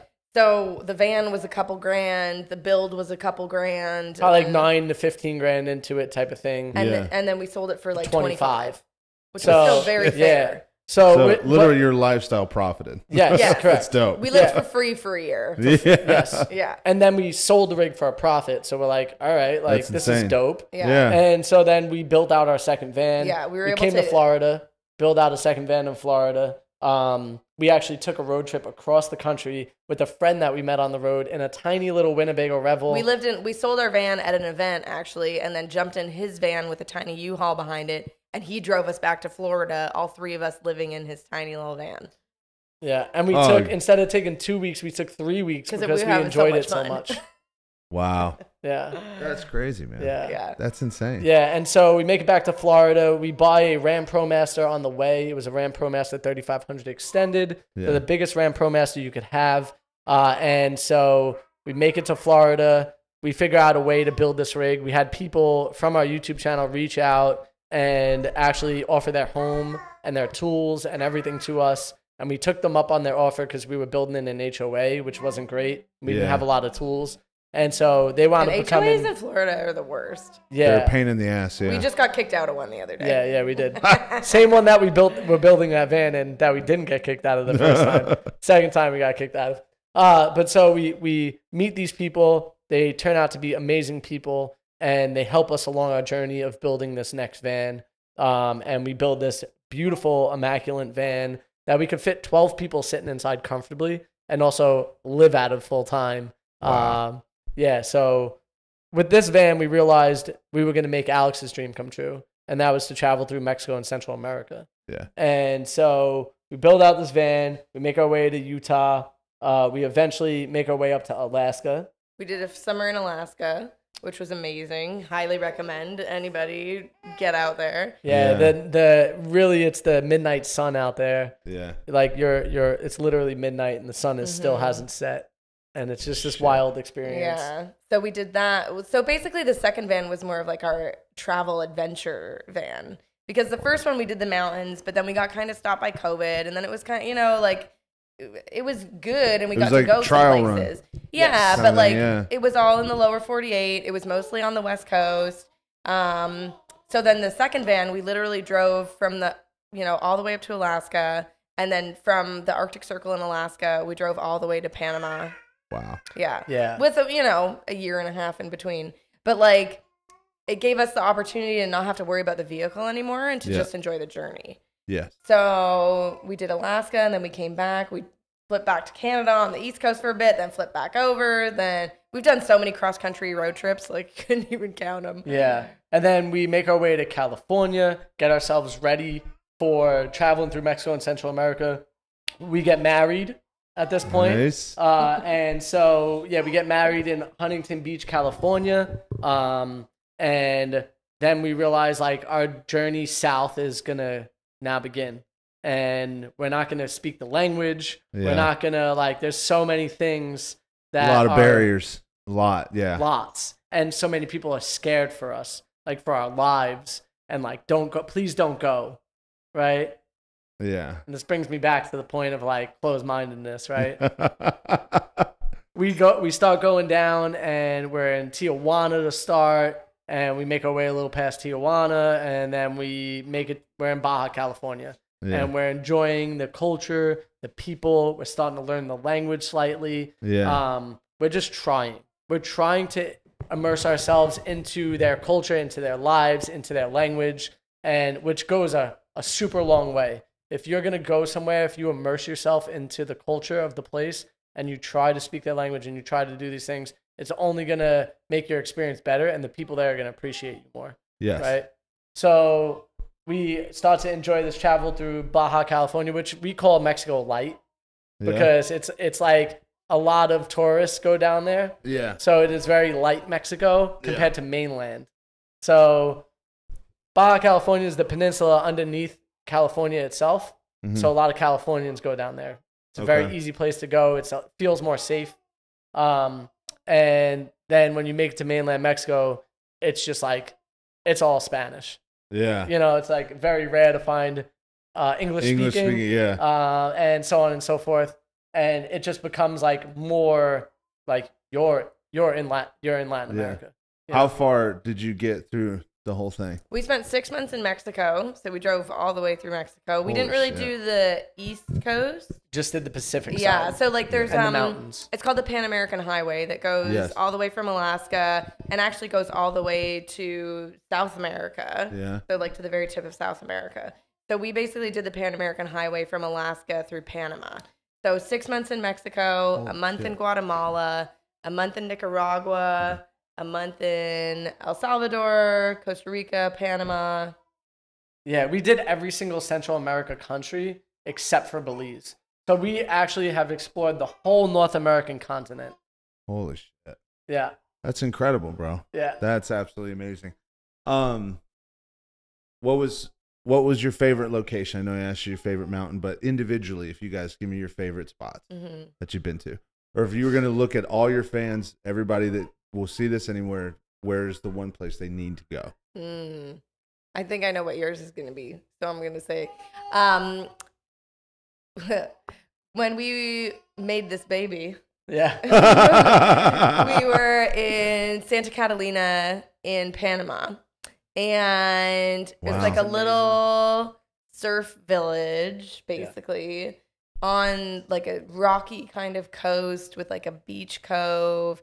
We were staying at this place called Surfer's Paradise, and it really was just like the most relaxing, most like cool, chill. There was a little town that had like cute little restaurants and like little village vibe, and then just every day surfing and eating and hanging out and watching the sunset. And it's like the movies you see in California, literally, but in a whole nother world. And I'll even say that you have to be really careful there, and the reason why you got to be really careful is because you'll be so relaxed that you might make a baby. If you don't want to make a baby, be careful. Listen, bro, it happens. We're stoked on it. It was not something we weren't trying to do. Yeah. But it's definitely a place where you're so relaxed. You're so like just. You're just in the vibe.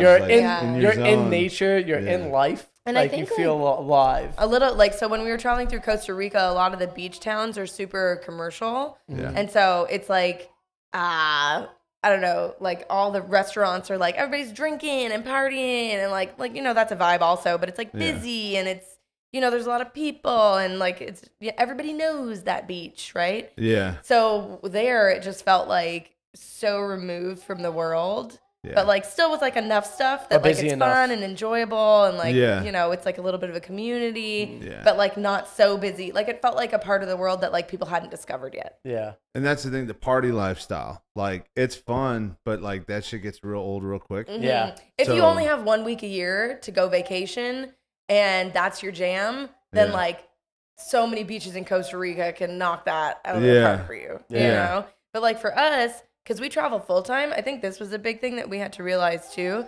Vacationing and traveling are two very different things. Yeah. When you go on vacation, you have 1 week, 2 weeks. You're like, I need to see everything. I need to do everything. I need to eat everything. I need to go everywhere. I need to hit all the spots. If I don't go here, I'm never going to come back, right? Like this is my one time in my whole life that I'm probably ever going to be in this location. I need to like go. Yeah. And so it's almost stressful to be on vacation because you like every day you're like, oh, well, if I don't take this tour, I'm never going to get the opportunity to take this tour. Like I'm tired and I'd like to relax, but like if I don't go on this walk, I'm never going to get to see that ruin, you know? Yeah. Whereas, so we did that for the first bit. We were like, go every day, hitting it hard. The mountains didn't help either. No. But so then once we actually started realizing like, I don't have to go back to work. Like there's no end. I'm not in a rush for this. Yeah. Like we can just take a couple days and hang out. Like if we just want to sit at this beautiful location for a few days and relax, we have the freedom and ability to do that. And then that thing that we want to go see will still be there on Tuesday. Yeah. You know? So it changed the way that we travel. Yeah. And then for me, when it comes to like favorite spot, that's a really hard one because I have so many different favorite spots for different reasons. But what I'm going to go with is I'm going to go with Guatemala. And the reason why I'm going with Guatemala is because for two different reasons. One, it's extremely beautiful. And like there's this place called Lake Atitlan that you could go to. It's at the elevation of 5,500 feet, but you drop down into it. So you're coming down from like 10,000 feet plus, dropping into this like crazy remote bowl that's a lake that's like bluish green, and it's surrounded. They call it the most beautiful lake in the world. Yeah, really. Yeah, it's surrounded by dormant volcanoes, and I mean it's insane, and it's like very meditation, like food, like healthy based type of area. It's become like an energy vortex for like all these like woo woo people who are like hosting tantric retreats. Doug, like, I gotta tell you this. This is what's craziest. I don't even know how to explain it. Like we've talked about that stuff, and like I definitely don't make fun of it. Right? It baffles my mind how people be like, "Bro, just feel the energy." And for me, I'm just so literal of a person, and I'm like, I'll sit and be like, "What the fuck are you talking about?" You know what I mean? Yeah. But at the same time, like I've been trying to push my brain into thinking new concept, right? Yeah. So, and I kind of understand, like I used to make fun of people say vibes all the time, and now like I get it. I understand. You're talking about your environment, what you're sitting in, correct, the mode of the people, the flow of the conversation, or the way the environment is, and it's like, okay, like, all right, like I'm starting to get it a little bit. Yeah, you know that moment where you're chilling in a spot, whatever, whether it's chilling or you're having a flow of conversation, you get those goosebumps. Yes, that's a vibe. You know what I'm saying? Like that's that feeling of like, holy shit, like. This is different, and I feel like I'm in the right place at the right time. Yes, and it's hard. It's really, really hard to come from some of us in the environment, especially being a football player, because like I still live, breathe, and eat football. Mm-hmm. Like that's what I do. That's who I am to my core. Mm-hmm. And like there's such a testosterone in that environment sometimes. And there's some guys that that I've played with that are a little bit more in touch and a little bit more of that, but it's that like connection to emotions and connection to like that inner self thing where like for a long time, especially as a testosterone up dude, you just kind of look inwards. You're like, bro, that's dumb. Yeah. You know what I mean? Well, so like fucking burly. Oh, I hear you. Yeah. So the thing is, I'm a huge sports guy. Yeah. I played every sport in my life.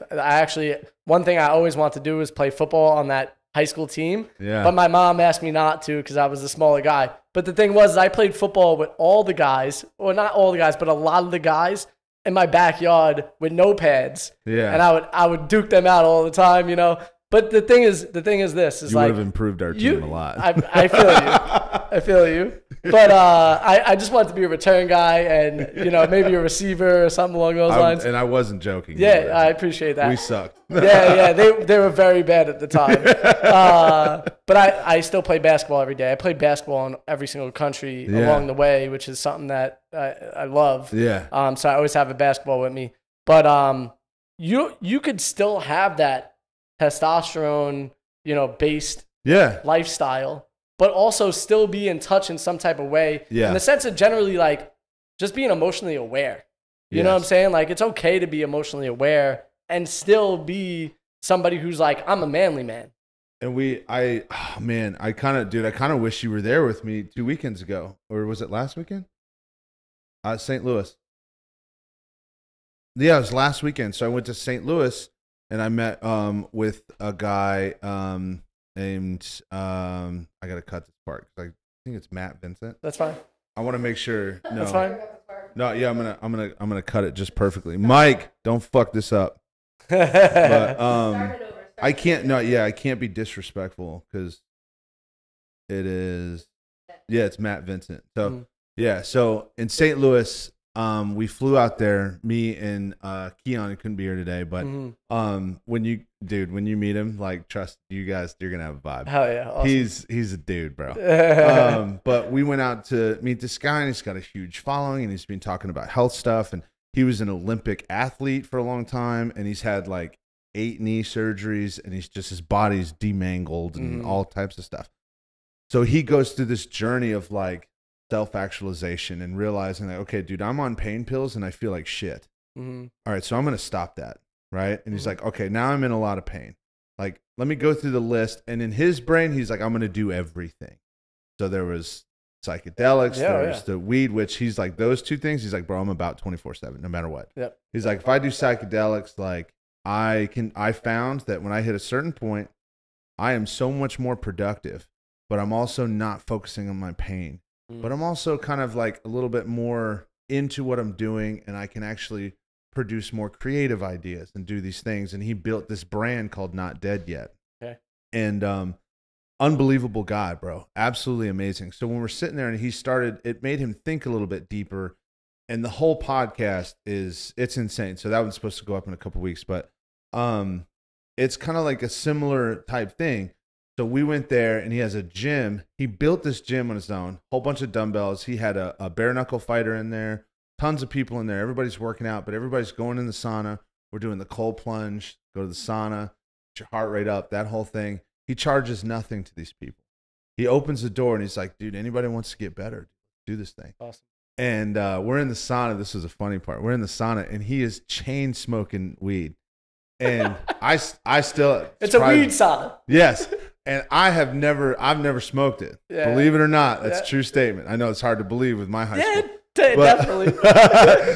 But like, I'm sitting in there and everybody's just like, oh, yeah, we're just having good convo. And everybody's being and you can feel it, like quality human being. Yeah. And he's in the corner, he's just like, so great. And I'm like, this is great. Yeah. I have to agree with you. So like, I get it, man. I wish you could have met him though. Yeah, Getting that vibe, dude. You'll have, if you go to St. Louis, if you guys ever go back there, because I'm guarantee you've probably been there. Yeah, we have. Yeah. So you'll let me know the next time you do. I'll link you guys up, dude. You'll have a blast. Cool. That'd be awesome. He's a fucking cool dude. I'm all about that too. Like I've had injuries. I've had these things that like I thought I wasn't gonna come back from. Yeah. And realistically, when it comes to pain medication and stuff, I also don't necessarily agree with pain medication because a lot of that stuff is super addictive and it's not actually getting you better because it normally like dulls you down and doesn't allow you to go like do rehab and then you get addicted to that and it moves on to other things possibly. Some people are fine with that doing it and coming back and not having withdrawals or anything like that, but for me I could not have that in my life. Did you ever hear about why the name of the podcast Two Dimes and a Token? No. Give me the reasoning. Everybody obviously was me and my brother and Keon. Everybody looks at Keon like he's a token black dude. Yeah. So that was actually like, it was meant to be a play on words for that. Yeah. But I don't know if I don't know. Did you ever meet my brother Chris? Yeah. Yeah. I used to hang out with Chris sometimes. Okay. Yeah. So Chris got really, really bad towards the last years of high school, and he ended up diving deep and getting really. He was a drug addict for like 15 years, and he was homeless for like 3 or 4 years. Damn. And living in a tent in the woods, and it was real bad.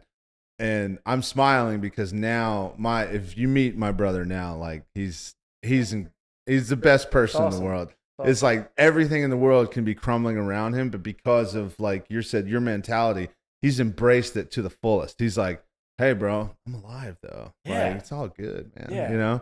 And so every year, he's now been sober for 4 years. He's going on awesome. 5. Yo, good job, Chris. Yes. Wherever you at right now, I wish you were here, but good job, bro. Yes. Proud of you. And so every year, he gets a token of sobriety. Oh, cool. So me and Keon, we were what you would call the dimes of society. We went to college and got degrees and blah, blah, blah. And then you have the token addict. Yeah. That's kind of the idea. That's awesome. I love that. I didn't realize that. I know. I think you should definitely talk about that. You know, because we tried to in the first episode. We did, but we were so unorganized. And you know how it is. Like you guys said, if you're going to do it, just do it. Yeah. And the first time you do something, it usually sucks.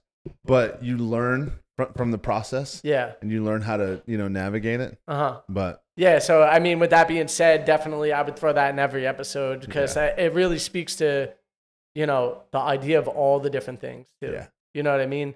The fact that your brother went through what he went through and is now, going through his sobriety and, hope he stays there forever. He will. And I know that he probably will just because of the idea of the way his mentality is now of like, I wake up this morning, I'm alive. Like I have people all the time that I go past. I'm like, hey, how you doing today? And they're like, I'm okay. And they're like, how about yourself? And I'm like, I'm great. I woke up this morning. Yeah. You know what I mean? Like I get another day here. And most of those people get really annoyed, but they don't realize like you actually mean it. Yeah. And you actually feel that way. Like I get another day here to spend with all these awesome people. Yeah. Whether it's in this space, whether it's, at Raining Berries, whether it's making videos with my wife and kid, getting to see her grow too and watch us grow together with her. Yeah. Dude, there's nothing better than that. So, all right. So I got one more question. I'm gonna hit you with our last 2 segments, right? One, so I had to ask this because I thought it was absolutely hilarious. Whose idea was it to make the video "How to Have Sex in a Van"? What would you say, babe? Would you say it was collective or was it? Oh, that's true. Oh, yeah. All right. So one big thing about like YouTube and podcasts and all these different things. Yeah. You're supposed to read your comments and respond to those comments. Yes. So this was basically a response to a comment. But when it came to the video, it was really just like a collective, thought on like, what is it like to have sex in a van? Yeah. How we built our van, considering, now when we were building it, we weren't really thinking about having sex in it. But you should. Yeah. Like, let's be real. You should. You're a couple. If you're sexually active with your partner, or even if you're single. Yeah. And you might wind up bringing somebody back. Yeah. To your place. Yeah. My place is not stationary, but I'll bring you back, So dude, I got to tell you, I was going through the mountain stories, right? And I'm going through some of the clips and social media and stuff. And then I'm going through the YouTube. And then that video pops up and I was like, that's dope. Yeah, that video awesome. Was a banger. There was nobody else at the time that talked about that subject. Yeah. And so we were like, you know what? This is a great idea. It actually is, yeah. And so we decided to make the video. If you know anything about Alex and I, we like to make things fun and funny. And, we want to make it lighthearted. Yes. It's a touchy subject, but we could tell in the video that she's kind of uncomfortable in the video at certain points. Oh. And like I don't know if you could tell. I actually didn't watch it. Oh, okay, you should watch it. It's hilarious. I was thinking about it, but I was like, I'll wait. Yeah, you should watch it. So it's like Alex at certain points where I could joke around about stuff like that and feel perfectly fine and not uncomfortable. Where like I'm making some jokes that probably make Alex feel like a little bit like blushy or uncomfortable. You know what I mean? But it is something that is part of everybody's life. Like in order to make a new person in this world, which is what we're kind of here for, right? Is to reproduce life. It's a topic that we should all be more open to talking about without like the stigma of like, it's sex. Yeah, the stigma. Yeah, you know. No, I'm with you. And so that's why we kind of made it. And the funny part is that when we made that, putting sex in the title, one, demonetized it, but two, also brought a lot of perverts to it. People that were like looking up, you know. Oh, so you have to be intentional with what you're putting out. Yeah. Because you don't want the wrong audience of people. Yeah, no, that does suck. That would piss me off. So yeah, the people that we did gain from it, that watch our channel every day today, we're so thankful for. Yeah. But they were looking at it in a different way than, say, some of the other people that were looking up like porn. See, when I first came across it, I was like, dude, you got a valid point. Like, that's got to be a unique deal, brother. Yeah. You know? So I'll get into my last two segments. One is called Bad Decisions Make Better Stories. Okay. That's fed off of the idea of, pretty much majority of the things that I've done growing up. Yeah. And tell me one thing that was a horrible decision that you made that either turned out to be the greatest thing that never happened or some type of funny story. Yeah. Okay. That's a pretty easy one for me, I feel like. When we were in Baja, California, we decided to travel with this couple, through Baja, California and so on and so forth. And we met another couple while we were traveling that were super awesome. They were just going on like a week trip from California down through, and they do this trip quite often. He's Colombian. She's this, this very white girl. And so we're headed to this place called Guiro Negro. And so we get down into Guiro Negro, and we use this app called iOverlander that shows us all the places where we can like kind of park, and it's free or it's not or whatever. And so it gives us this coordinate to go stay in this spot. And we're like, all right, perfect. So we pull up and we see that there's 2 cars there.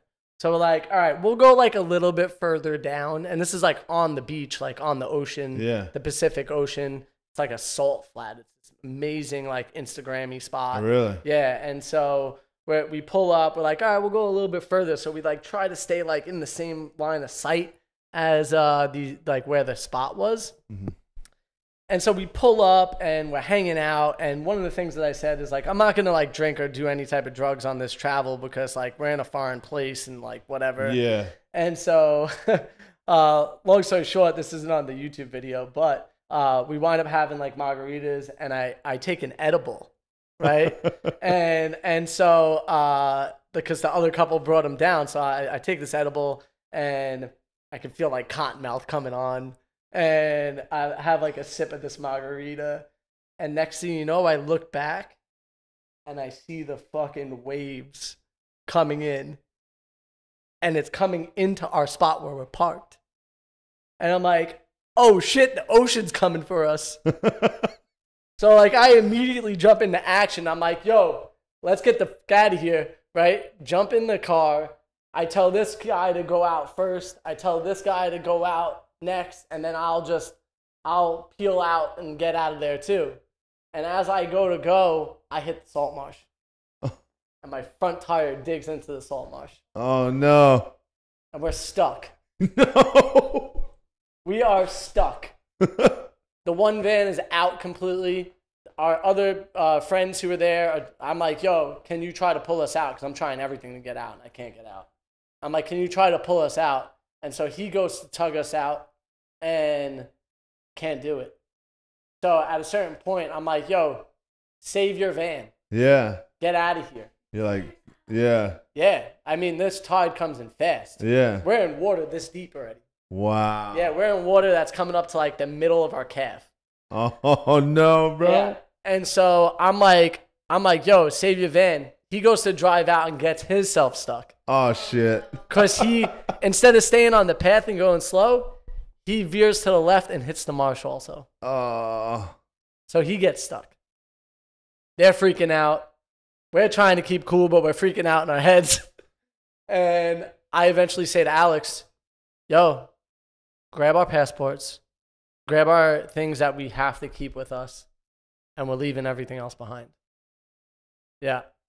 Shit. And we look at each other and we're like, dude, I'm intense in this moment right now. Yeah, we're sitting there, we're like, we got each other. Like, we're okay. We could always rebuild the van. Yeah. And we get in this other car, the Colombian and the white girl, and we jump in the car with them. or their van with them. And so there's 3 couples in this van. And so there's a lot of energy. A lot of energy. Not so great energy. Yeah. Some positive energy. Some, a little bit of everything. Yeah. And we're all kind of freaking out a little bit. We're trying to keep it cool at the same time. And the Colombian dude stops the car and is like, "Hola, ¿cómo está?" Like, lo siento. Like, we need help. Like, sorry, we need help.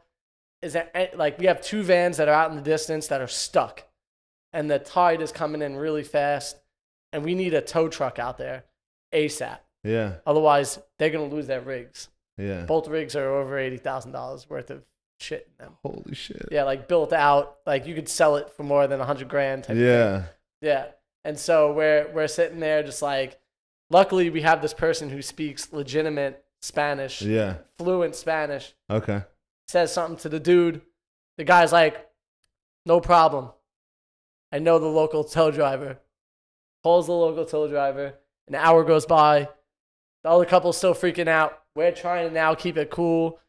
The people from Mexico are popping open cervezas, partying. They're like, "Yo, check this out." They're like, "Yo, we're good. Stop worrying. Things are gonna work out." Yeah. It embodies what we talked about earlier, right? Yes. Like legitimately that feeling of like, stop having these crazy expectations of it losing it or keeping it. Just relax and live life. Like whatever happens, happens type of thing. And sure enough, the tow truck driver comes. He pulls out the other couple's rigs, and we're like, "Yo, listen, just get theirs out. We could figure it out. Like they're freaking out. Just get theirs out. Ours is further back." They drive this little Honda in to like see how deep the water is. Yeah. It's a hoopty of a Honda. But they get in and they get out with the Honda, and they're like, "Yo, you can only go this far to the tow truck." Yeah. And the tow truck's like, "All right, cool. Our rope doesn't reach." Oh, shit. And I'm like, "Don't worry, I have a tow strap. It's already on there." Yeah. So I find the tow strap in the water, and I help them hook up to it. And sure enough, they tow us out too. Yeah. They tow us out with enough time where the water doesn't hit our chassis of our car. Regardless, we're going to go and get it cleaned up the next day and everything. Everything's working fine. No loss of anything. That's amazing. We're so lucky that the people in Mexico, like on a drop of a dime, came to help us pretty much for free. The cost of getting it out was so low compared to what it would have been in the States. Oh, yeah. We paid for both rigs to get pulled out because why not at that point? You know what I mean? Like it was insane. It is a joyous There's a moment. whole video on it. Yeah? There's a whole video on it. It's super intense. I'll have to check that. Yeah, it's super, super intense. I've already watched a couple. I went through a lot of snowboarding ones, but yeah. Yeah. You're missing a lot of amazing adventure because that was before we were good at editing. Yeah. The snowboarding stuff. That's so. To wrap up, man, one of the things we do is our last one, and usually like spread them out. Yeah. But I was kind of like, I'm like, dude, I'm into the story, bro. I want to hear what's going on, bro. So our last one is it's called Spice of the Week, sponsored by Joe's Backyard Smokehouse. So we want to get people. Spice of the Week is something that's positive that's happened in the last week for you, right? Yeah. Everybody has a shitty week all the time. Shit happens, blah, blah, blah. But what if we could get people to focus on maybe it's something big, maybe it's something small, and they look back and they're like, hey, you know what? Like, my week actually wasn't that bad. And a good example is, I use the same 2 examples every time I explain it. But Keon went Christmas shopping last Christmas. Some random dude gave him $100 because he saw he was shopping with his son. And he was like, bro, he's only going to be that old for a couple years. Yeah. Here's $100, go get more shit. Just out of nowhere, right? And he was like, bro, that was dope. And I've had a couple that have just been like, I'm usually a very detailed guy. So like something real small, like you ever like wake up in the middle of the night and you're like, bro, I'm fucking hungry.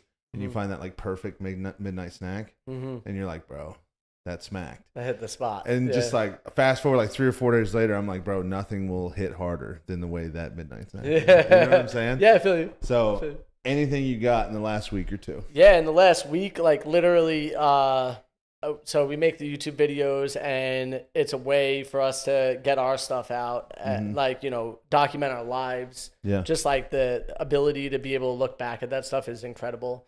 But we have a Patreon that's actually close by and just recently helped us out on our rig, like getting it prepped for paint type of thing, with us having this new business and us having to be here, and we don't have a lot of time right now. So we try to do everything that we can, fit it all into our schedule, and, you know, make that happen. But like, legitimately, the guy came over to my sister's house the other day. It was like, I don't know, 3-4 days ago. And he just walks up and is like, hey man, I just want to thank you guys for everything that you do for me, which is kind of wild because, like, you know, we give people countless hours of entertainment. We try to give them a new perspective on life, like just with our positivity and the way that we think, we try to put in our videos. And so he just kind of told us this, and then he just hands us $170.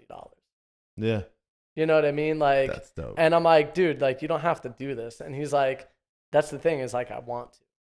Yeah. You know, and he's like, the amount of stuff that you've done for me is just like, it's crazy. So he's like, this is his way of giving back to us. And so, which is beautiful, you know, and we're so thankful for that, you know, but also at the same time, like, people are so nice, to give them the opportunity to be nice. Yeah. And if you're leading with love and care and all those different things, you know, this goes back to the vibe thing, right? Yep. If you're leading with those things, that vibe is going to be sent out, and then it's going to be presented back to you. So if you could continuously do that in life, things will always work out. And that's why things have worked out for you too, Mike. Like, because as much as you don't realize you're doing that, you do it all the time with how your energy is and how you are a happy guy. You are a guy that brings light to people. You always make people smile or laugh. You've been doing that since we were in high school. You know what I'm saying? I was a class clown. Yeah. And like, but we see it as class clown, but really you're brightening people's lives. Yeah. You know what I'm saying? So no, I do. I get what you're saying. I don't see it in myself, you know, because we're always our own biggest critics. Yeah.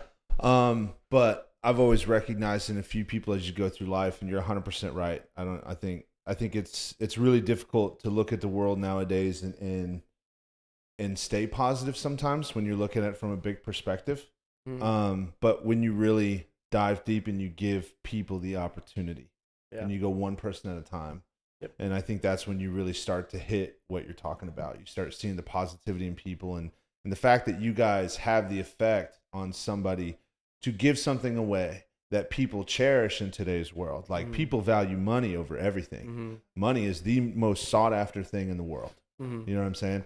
Most commonly, I say the second thing is Keon, a bald black dude with abs. That's the second most sought after thing. Right? But the fact that he is willing to give up something that the world considers like the end all be all is money. Yeah. Which is so big to people just because you gave an inspiration. Yeah. That to me, that would be like, I achieved my goal. So realistically, we're giving him the most valuable thing, and that's our time. Yeah. You know, and so time is the most valuable thing in life. Yes. Money comes secondary to time. Money comes when you give your time to people.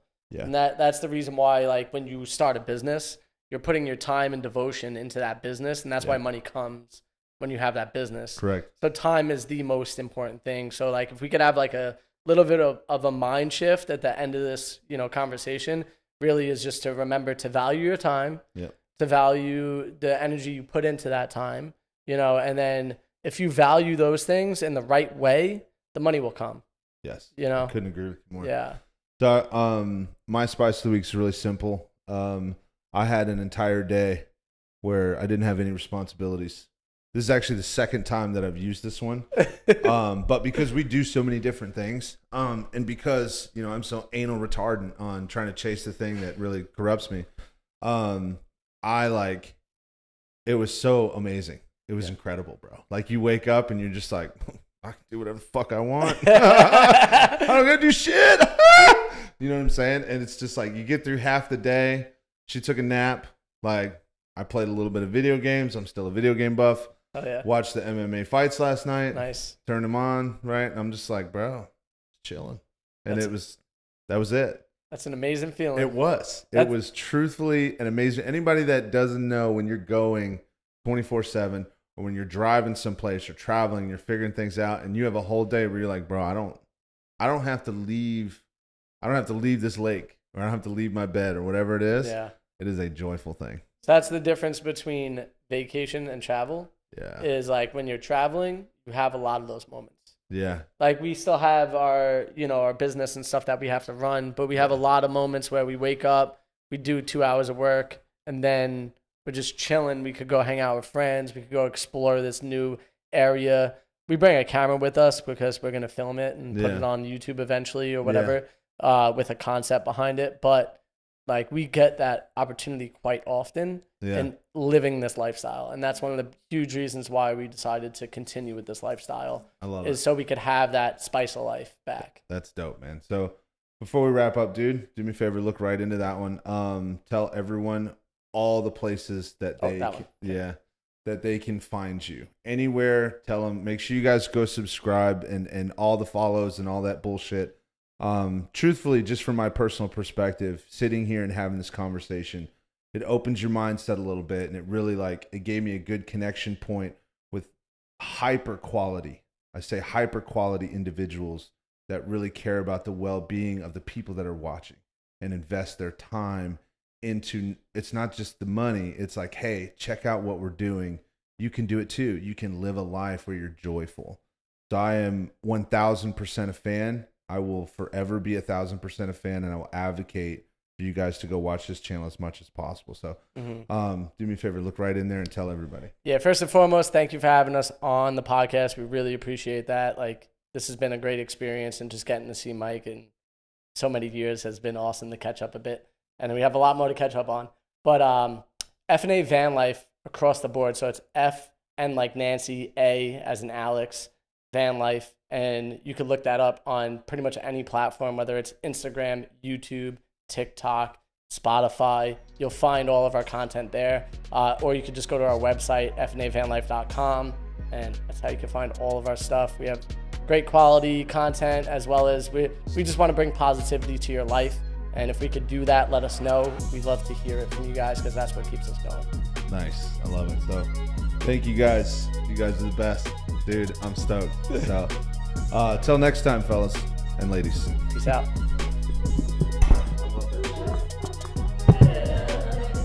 2 dimes and a token. Dear Meg Rosie.